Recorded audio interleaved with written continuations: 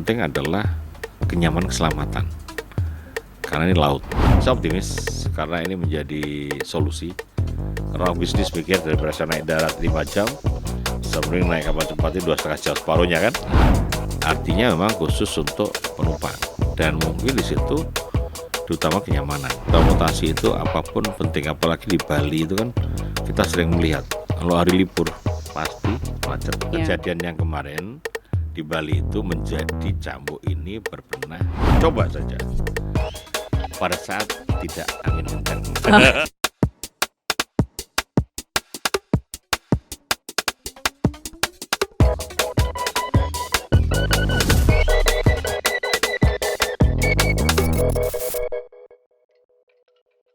Halo sedulur Kompas TV, senang banget kita bisa ketemu lagi di podcast saja. Sapa Jatim tentunya masih menghadirkan informasi terkini seputar Jawa Timur dan juga kita menghadirkan tokoh-tokoh inspiratif. Dan kali ini kita menghadirkan perbincangan soal kapal cepat ke Tapang Bali, transportasi, pariwisata dan juga ekonomi. Masih bersama saya Virgianti Kusuma.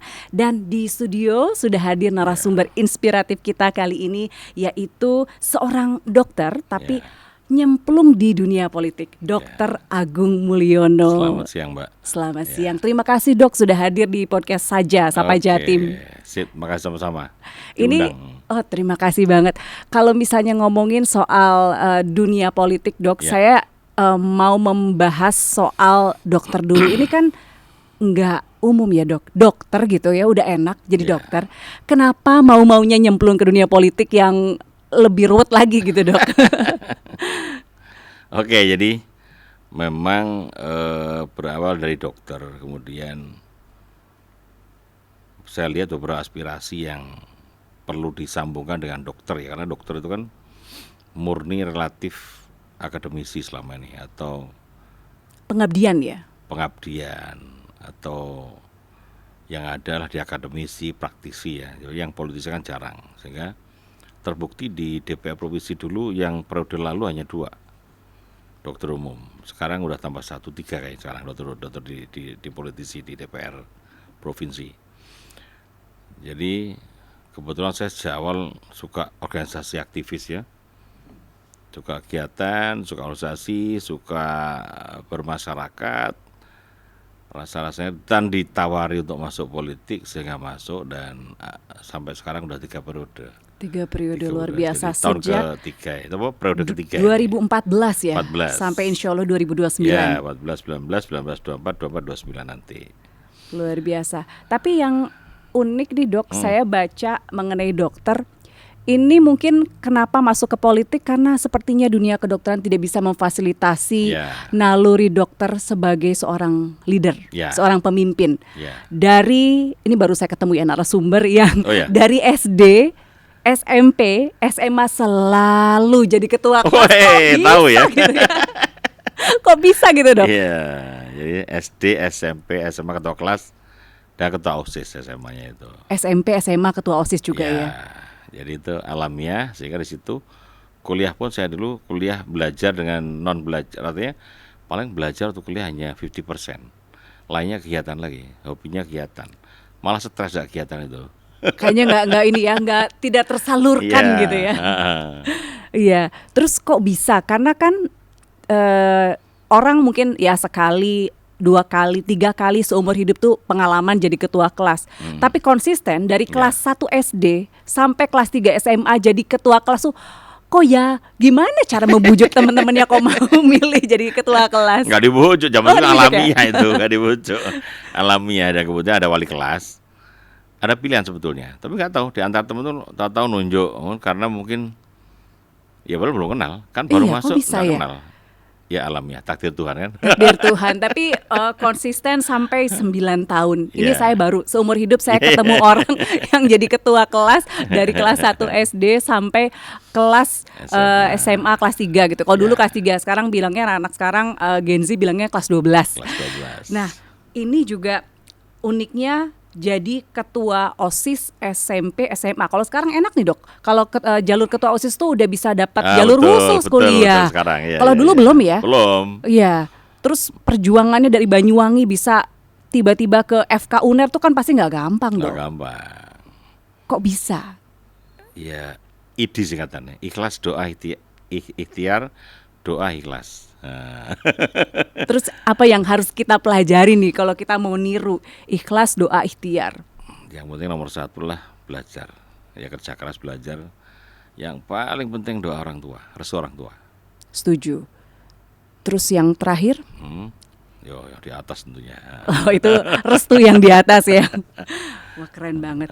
Nah ini SD di Banyuwangi juga Banyuwangi, ya. sampai SMA Banyuwangi. Sampai SMA Banyuwangi, terus kuliah Di kedokteran. di kedokteran. Terus setelah itu sekarang jadi anggota DPRD juga dapilnya wilayah Banyuwangi, Situbondo, Bondowoso Bondowoso. gitu ya, Bondowoso. Tanah kelahiran.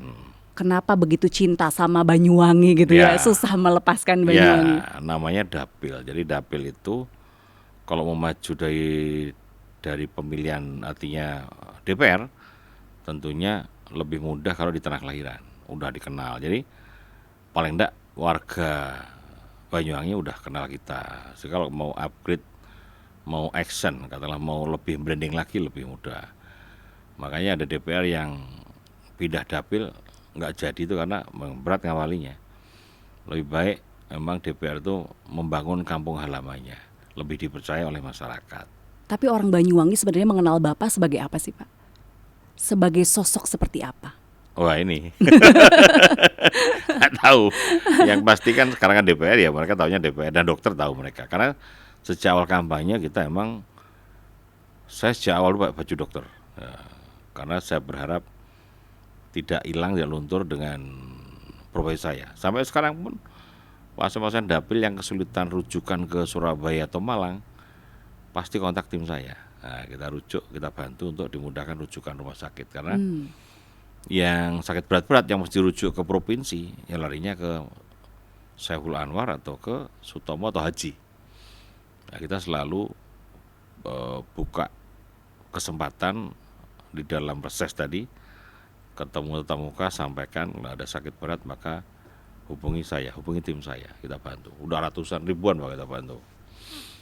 Artinya saya tidak menghilangkan, tidak melepas dari profesi dokter tadi. Apapun masih darah dokter kita ini, nah, gitu. Insyaallah, Bagaimanapun profesinya nanti ya. Tapi ketika dulu ya, kan nggak langsung jadi politisi. Politisi saya lihat baru 2016. Sementara 14. 2014 ya. Masuk 10. Oh, dari 2010. 10 masuk. Sementara Dilantik. lulus profesi dokter itu tahun 97. Itu perjalanan Ya, panjang. panjang. Saya punya klinik dulu, ngelola klinik begitu. Bikin klinik bahkan di awalnya memang swasta murni begitu. Baru tawari di politik itu, masuklah 2009 ditawari, 2010 dilantik. Baru pemilu 14 ikut ya jadi itu. Sekali ikut langsung jadi. Dan tidak pakai kabupaten, langsung provinsi. Kan Langsung biasanya provinsi, iya biasanya bertahap ya. Dari kabupaten dulu, DPRD awalnya kabupaten. kan enggak ditawari, awalnya enggak minat. Bahkan kurang 2 tahun ditawari, enggak. Saat penentuan pilihan dapil saya enggak ikut. Enggak ada, saya enggak nyalon gituin. Awalnya. Terus tiba-tiba berubah pikiran? Tegur teman saya. Tuh gimana kok di partai kok enggak nyalek? Hobi aja hobi. Hobi aja, ditambah sekretaris nawari. Oh, oke. Akhirnya ya udah masuk. Memang lumayan kerja keras di awal-awal tuh. Berangkat pagi pulang malam kayak lagunya Armada ya. Terus kan orang mengenal sebagai sosok dokter. Terus sebenarnya mengumpulkan massa waktu itu supaya mau mendukung Bapak itu gimana ceritanya di Insya Allah Banyuwangi? lebih mudah karena dokter udah terbiasa bermasyarakat. Justru kelebihan dokter di situ. Saya yakin masyarakat masih percaya dengan dokter, ya kan? Ibaratnya dibandingkan ataupun berlawanan dengan non dokter, untuk di tahap pengenalan masyarakat insya Allah masih positif, masih oke lah dengan dokter. Terbukti saya dulu waktu maju pertama kali saya beli mobil ambulan, tapi bukan ambulan namanya, mobil sehat. Jadi itu mobil bisa untuk ngantar orang sakit, untuk jemput orang pulang rumah sakit, untuk ngantar umroh, jemput umroh, jadi bahkan kondangan kita antar, namanya mobil sehat. Nah, Mobil sehat. itu berkesan. Bahkan orang-orang yang tertolong rujukan pun banyak. Artinya kita konsep tidak hanya orang sakit pakai mobil ini, orang sehat pun boleh. Itu keren. Kita punya 4 dulu. Oh, Barat, oke. timur, utara, selatan itu. Jadi justru pendekatannya itu ya, Di memang situ. basicnya di mana, Ya, terus di situ ya, digali, ya. dan ternyata Pas. bukan hanya orang sakit saja, tapi orang sehat juga didekati gitu ya. Didekatin. Luar biasa. Belajarnya dari mana itu Pak sebenarnya? Ini kan beda banget kuliah, sekolah sama dunia politik gitu kan. Ya, baca-baca di buku, dan yang kedua adalah pengalaman empiris sejak di SMA juga kegiatan. Kemudian untuk dunia politik kan baca-baca lah, oh mesti harus begini ya, dijalanin lah begitu. Sengaruh itu ya. Iya kan. Ini apa pengalaman sebagai ketua OSIS gitu ya. Terus membawa Ada semacam bekal untuk ya. sekarang. Ya, ada manfaat, ada semacam korelasinya lah itu. Dibanding tidak sama sekali di situ. Kalau udah biasa berorganisasi, biasa bersosialisasi, biasa dengan masyarakat dan dengan atasan, dengan katakanlah dengan kepala daerah, udah biasa komunikasi kan waktu OSIS itu. Nah, kemudian juga di kepramukaan juga. Kamu ikut ya? Tapi Ketua, bukan saya bukan ketua hanya Sakawana. pramuka biasa, tapi ketua. Ya, ketua ya. Ketua lagi. Ketua Sakawana Bakti ya, kesehatan itu. Iya, itu memang itu sejak kapan, Pak? Sejak sekolah? SMA enggak, SMP sudah pramuka, SMA pun dilanjutkan ikut pramuka, dan justru saat SMA saya bisa ngajar SMP, namanya penegak dulu ya. Iya, penegak, ngajar penggalang. Udah mulai ngajar penggalang. Ngajar SMP lain kita ajari sore hari gitu. Saat SMA. Dia sambil liburan lah itu. Nah, itu bekal juga, bekal untuk Seberapa organisasi. besar itu pengaruhnya untuk karir sekarang? Pramuka dilatih disiplin. Oke, bagus menurut saya. Semua tadi pelengkap. OSIS, pramuka ya, dan sebagainya tadi, termasuk musik. Saya kan di sekolah waktu itu mendampingi musik. Jadi latihan musik, bahkan pengajuan untuk alat musik. Di OSIS itu, itu kan ada musiknya. Jadi Ada kita seksi musiknya itu ikut, ya, iya, kesenian itu. ya. Seksi Saya ikut 8 dampingi, itu karena ya. ketua OSIS ikut Oke. mendampingi. Jadi semua tak pikir ada manfaatnya. Itu bekal ada buat korelasinya, bekal ya. Oke, luar biasa. Ketua OSIS, kemudian juga dari SD juga jadi leader. Terus ini saya baca CV-nya luar biasa ya Pak. Ada pembina pramuka, ketua Iya. panitia studi banding, ketua yayasan, Iya. ketua himpunan klinik medis Surabaya, Jawa Timur. Jawa Timur Iya. juga, kemudian Indonesia klinik medis, sampai kemudian juga kepala Balitbang DPD Demokrat Jatim. Ya, sekarang bendahara. Sekarang bendahara. Jadi partai itu KSB, ketua sekarang bendahara, saya bendahara sekarang. Udah sejak tahun 2022. Itu leadershipnya dipelajari atau memang lahir dengan Alamiah aja. alamiah? Ya. Kebetulan saya sejak dulu aktivis itu di apapun, atau kalau nggak ketua bendahara. Selalu itu. Hampir selalu. Itu ada yang bilang Kepanitiaan atau apa gitu. kepemimpinan itu memang bisa dipelajari. Ya. Tapi ada sesuatu faktor X yang Ya. itu nggak bisa. Harus Itu pelajari, harus ya. born with Ya, it. ya. Setuju Pak dengan itu? Setuju tuh. Mungkin bakat ya barangkali di situ. Ya. Kalau melihat dari perjalanan SD, SMP, SMA, ya alamiah saja kita. Apalagi waktu SD SMP nggak ada bujuk rayu kan zaman segitu. Tahun Iya, segitu belum bisa nggak ada. kampanye sama teman-teman dulu, belum musim Pak kampanye. Iya, Ayo alamiah. pilih saya jadi ketua kelas, nggak mungkin. Zaman dulu nggak mungkin. Jadi Asik lah. sudah ada figur gitu ya dari Asik, SD. insya Allah. Ya alamiah aja. Nah, kemudian kalau misalnya berbicara ke politik itu kan bukan masalah figur pemimpin saja, tetapi Ya. juga bagaimana masyarakat itu yakin bahwa kalau misalnya mereka menitipkan suaranya sama Bapak, Bapak akan menyampaikannya dengan amanah. Itu beda lagi tuh Pak. Ya. Nah, bagaimana Bapak meyakinkan orang-orang di Banyuwangi, Situbondo itu untuk Bondowoso juga untuk menyampaikan suaranya sama Bapak, bahkan bukan cuma 1 periode, 3 periode. Yang penting nomor satu memang apa adanya. Sampai kalau bisa bantu, kalau enggak bisa bantu. Jadi kita ini bukan bisa semuanya, sehingga mereka paham. tetapi jangan mengecewakan mereka.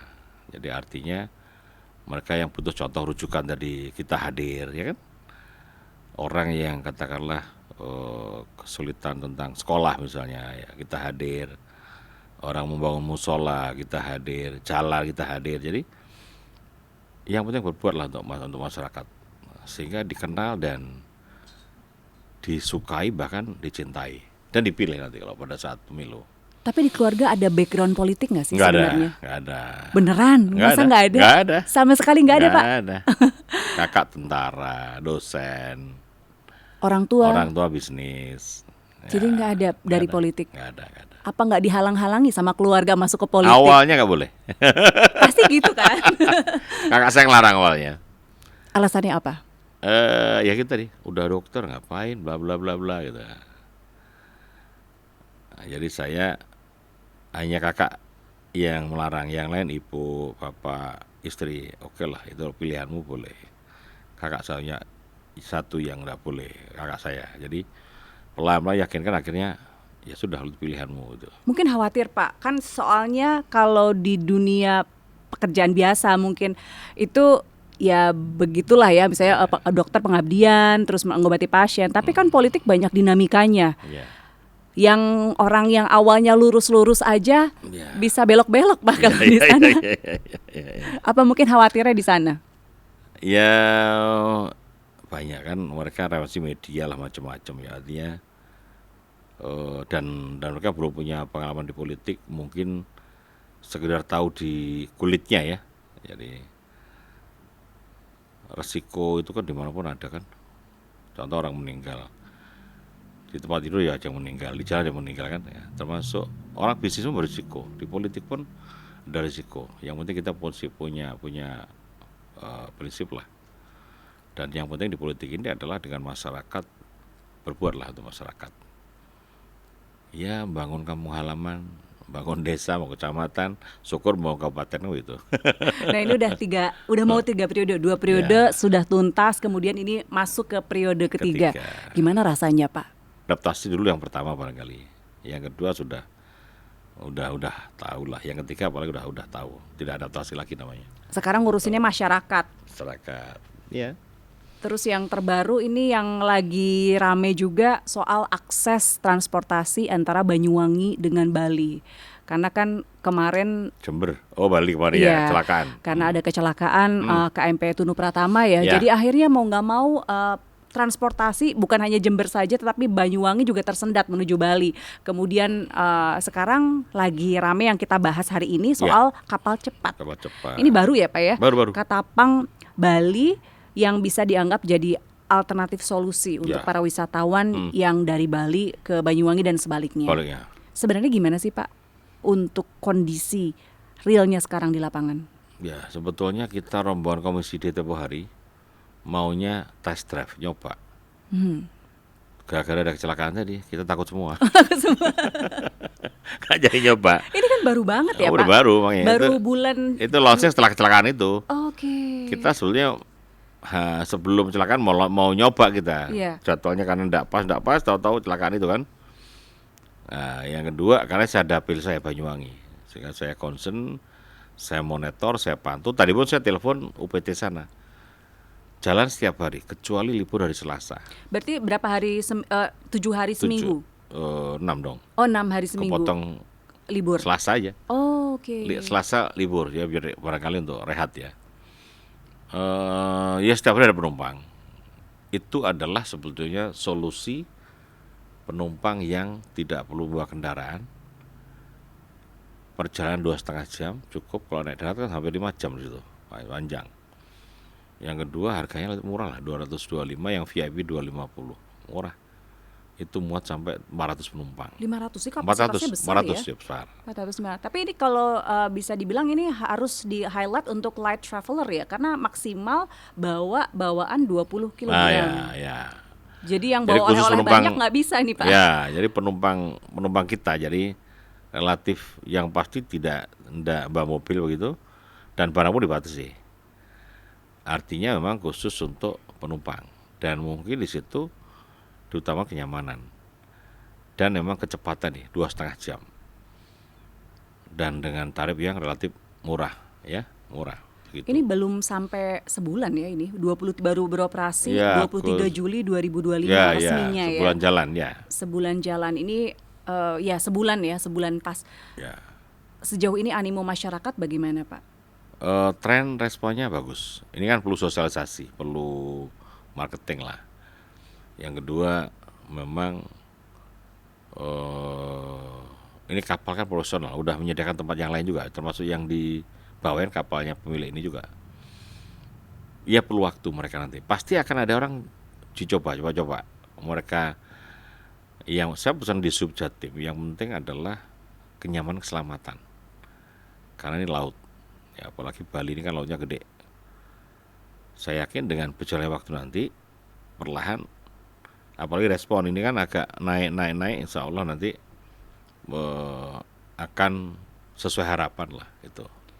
Tadi yang seperti Bapak bilang faktor keselamatan ini yang seringkali di Indonesia ini agak drawasi gitu ya kalau orang Jawa bilang agak kurang ketat pengawasannya. Justru kejadian yang kemarin di Bali itu menjadi cambuk ini berbenah untuk lebih fokus pada keselamatan tadi.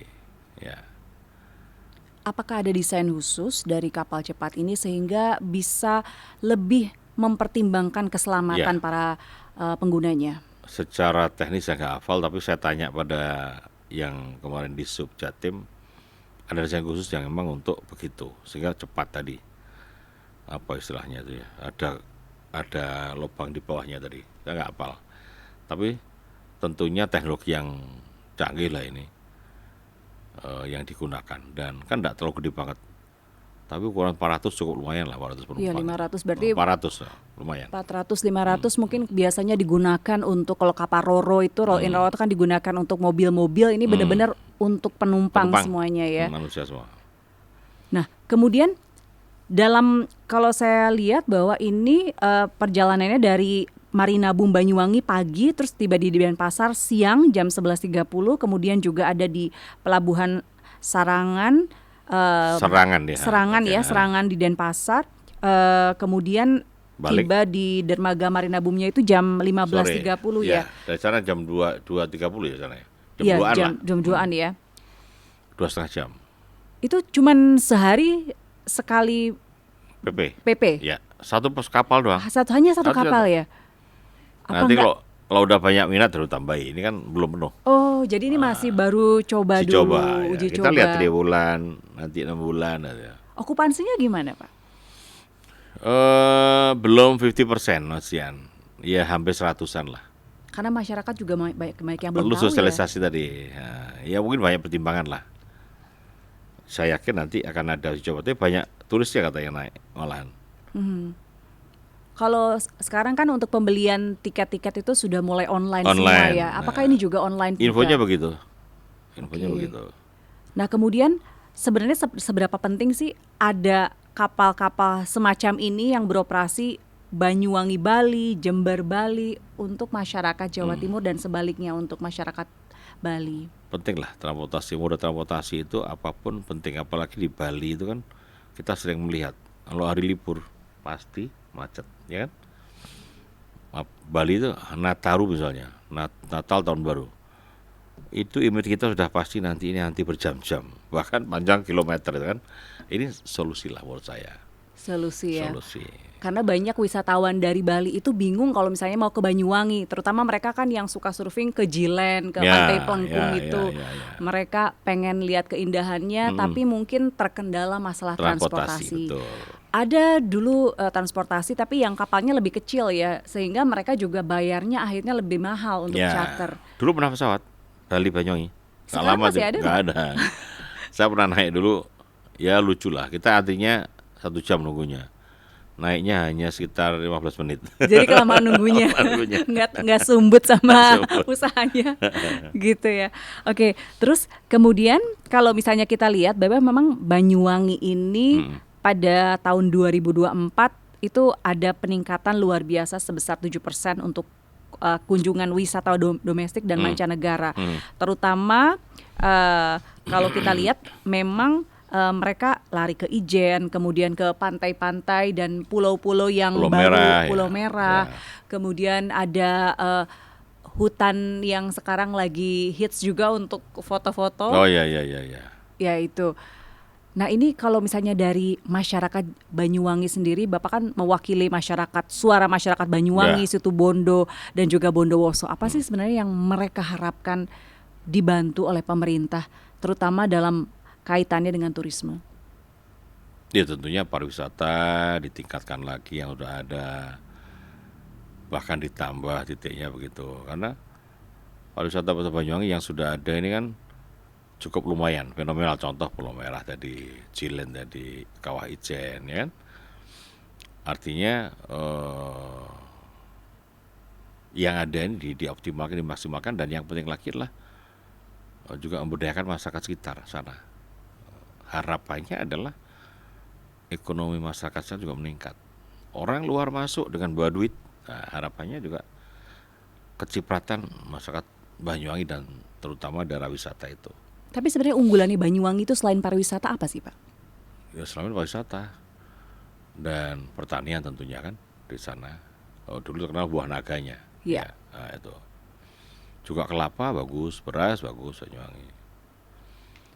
Tapi kemudian Lebih condong ke pariwisata, terutama sekarang. Pak Bupati yang dulu Pak Anas kayaknya bikin tren atau semacam brandingnya adalah pariwisata. Ada festival-festival juga Ya, yang karnival, sekarang ya. gitu kan. Nah, kemudian kalau misalnya mereka Bapak bertemu dengan warga sana, kemudian ketika bertukar pendapat, mereka itu inginnya Banyuwangi itu dibawa kemana sih Pak? Ya normatif lah, lebih baik Banyuwanginya, lebih baik kantong masyarakatnya kan gitu, logik. Jadi tentunya pengen maju ya semuanya. Jadi kalau kabupatennya maju ya kan, kemudian masyarakatnya maju, tentunya income-nya akan naik, goalnya ke sana. Nah, kemudian di UMKM Banyuwangi juga karena untuk memfasilitasi banyaknya wisatawan lokal maupun juga mancanegara, itu juga harus berbenah sepertinya ya Pak ya. Iya tentunya begitu, seleksi alam. Kalau mereka tidak berbenah ditinggal. Nah, sejauh ini pembenahan yang mereka lakukan seperti apa Pak? Jadi di kabupaten pasti ada UMKM binaan mereka. Saya di provinsi atau sebagai DPR provinsi juga punya binaan UKM di sana, ya kan. Jadi insya Allah tetap kalau kita masing-masing bekerja dengan profesional, maka dampaknya ke UMKM Banyuwangi. Itu aja. Karena saya dapat 3 kabupaten ya kita bagi 3. Situbondo, Bondowoso, Banyuwangi. Oke, balik lagi ke Pak ke ngobrolin kapal cepat. Kan ini Oke. kalau Indonesia itu biasanya kalau ngomongin soal tempat wisata suka dibedain nih Pak. Baik di Bali atau di daerah lain, untuk turis mancanegara sama lokal itu selalu ada perbedaan tarif harga yang cukup mencolok. Kalau kapal cepat ini ada perbedaan tarif apa Hanya tidak? 2 tadi, VIP dan biasa. Jadi kalaupun mancanegara dianggap sama saja Sama. ya. Apa memang ada misi khusus kenapa tidak dibedakan lokal sama mancanegara? Ya ini mungkin masih trial. Nanti kita mungkin dengan Monef 3 bulan 6 bulan akan menyesuai kebutuhan customer. Ini masih dibuat 2 model VIP dan biasa. Toh enggak banyak sih, 25 dan 225 kan. Iya, enggak bedanya banyak. cuma 25.000 Tipis. gitu ya. Tapi fasilitasnya beda banget ya. Nah Karena- itu yang kemarin saya nggak berani coba. Ayo Pak coba. Nggak bisa cerita saya. Terus kemudian kan ini mereka melewati 2 dermaga ya. Ada Marina Boom, terus kemudian Boom. Serangan yang di Bali. Ini apakah juga sudah mumpuni untuk memfasilitasi kapal cepat ini? Sampai saat ini masih oke lah. Tapi yang pasti ada perbaikan, ada pembenahan, ada penambahan lah untuk biar lebih comfort atau sesuai dengan kebutuhan masyarakat ya. Karena ini kan baru ini boom dipakai ini kan. Nah, Sebelumnya nggak pernah dipakai, selalu artinya ada ini baru kali ini kan. Nah, mereka yang saya pun di pantai-pantai kapal-kapal kecil. Jadi luar negeri malah yang di situ Iya. bersandar. Pantai-pantai kapal-kapal boat kecil iya, yang private lokal itu. malah jarang ke dermaga. Luar negeri semua itu Iya, lihat tuh. Serangan gitu. Yang Boom juga jarang. Ya. Nah, Orang ini sana ya tahu ya. Yang di BUM belum pernah saya. Oh, Belum nah, pernah kayak tahu. kalau yang di Bali. Di ibu banyak kapal sandar tapi kapalnya orang asing itu di situ. Oke. Kapalnya bagus-bagus tuh. Oke. Yacht itu. Nah, ini dengan banyaknya perubahan yang terjadi di Banyuwangi, terutama dengan keberadaan kapal cepat ini, apa yang ingin Bapak sampaikan ke masyarakat terkait adanya alternatif transportasi yang baru? Ya, jadi masyarakat Banyuwangi khususnya dan Jawa Timur umumnya gunakan kapal cepat ini dengan baik, ya kan? Dan ini adalah tambahan fasilitas transportasi Banyuwangi ke Bali. Saya belum nyoba, nanti akan saya coba karena belum nyoba kemarin. Jadi mudah-mudahan berkenan di masyarakat. Kalau toh perlu ada koreksi, ada kritik, ada saran, gunakan dengan baik demi kebaikan. Pesan saya sebagai pengampu dapil adalah kepada Disub, kepada penyelenggara transportasi ini, utamakan keselamatan, ya, kenyamanan, keselamatan. Jadi ini biar menjadi transportasi yang pilihan dengan keselamatan yang tinggi begitu, karena Bali kita tahu Selat Bali ini ombaknya kan gede, apalagi baru beberapa bulan lalu dari kecelakaan, ya. Itu aja menurut saya, makasih. Seberapa optimis ini bisa menjadi solusi untuk transportasi pariwisata antara Bali dengan Banyuwangi, Pak? Saya optimis karena ini menjadi solusi. Karena orang bisnis pikir daripada saya naik darat 5 jam, sebelum naik kapal cepat itu 2,5 jam separuhnya kan. Nah, yang kedua adalah ya alternatif. Karena apa yang kemarin contoh Nataru selama ini macet selalu macet, berantri-antri, dengan ini adalah menjadi solusi. Ya, dan mudah-mudahan saya pesan di Sub tetap bikin Monef triwulan, semester, nanti kita bahas pada saat rapat dengan kita. Oke. Terakhir, kalau misalnya Bapak ingin berbicara dengan para stakeholder lainnya di Jawa Timur, terutama yang beroperasi di wilayah Banyuwangi terkait kapal cepat ini, apa yang ingin disampaikan? Ya, gunakan dengan baik kapal ini, karena kalau belum menggunakan, tidak bisa merasakan, tidak bisa cerita, dan tentunya termasuk tidak bisa ngasih kritikan, masukan. Jadi coba saja pada saat tidak angin kencang. Iya, bulan-bulannya pilih juga kali ya. Oke, terima kasih Dokter Agung Mulyono sudah memberikan informasi yang luar biasa untuk kita, sudah berbagi juga kisah hidupnya yang luar biasa. Aduh, luar biasa Pak. Saya baru ketemu deh ya. Ada saya nggak tahu mana di Candid. Saya baru tahu ketemu orang yang jadi ketua kelas dari SD sampai SMA, cuma Bapak doang. Terima kasih. Semoga informasi yang disampaikan bisa memberikan pencerahan untuk warga Jawa Timur. Jangan kapok Bapak, nanti datang lagi ke Sapa Jatim. Tentu. Terima kasih. Saya Virgianti Kusuma. Jangan lupa like, subscribe, dan juga lihat ya, nonton di YouTube-nya Kompas TV Jawa Timur. Sapa Jatim saja, podcast saja. Sampai jumpa.